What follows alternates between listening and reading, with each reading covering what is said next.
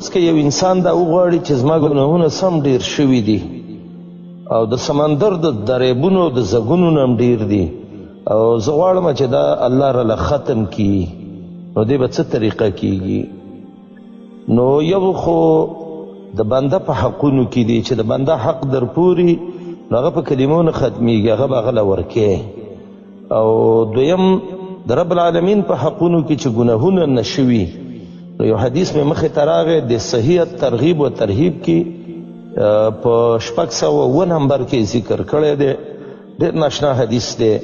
محمد رسول الله علیه السلام وی کله چې ته وده کېږي او بسترې له راشي نو ته دقه دعا ووایه، نو چې ودې ویلې الله به ستا ګناهونه ټول ختم کړي، اگر که د سمندر د زګونو نه هم ډېري.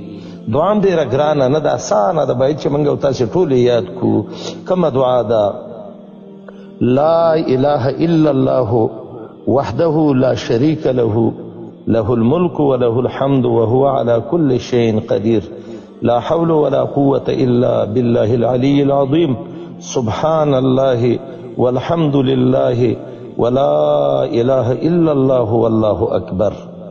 محمد رسول الله دې باره کې وایي چې غفرت ذنوبه او خطاياه، دا ګناهونه به الله وبخي وإن كان مثل زبد البحر، اگر که د سمندر د زګونو مرئی. زما ورونو په دې ډېر کم وخت لګي او دا ووایي دا د امت ته ورسوئ، دا د خیر خبرې دي.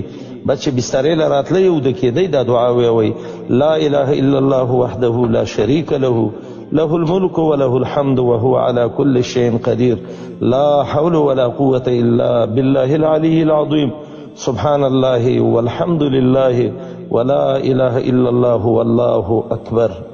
بازار چا یو خپله تحفه وډالۍ، زمونږ دا تحفه وډالۍ قبوله کوي، الله دې مالم پې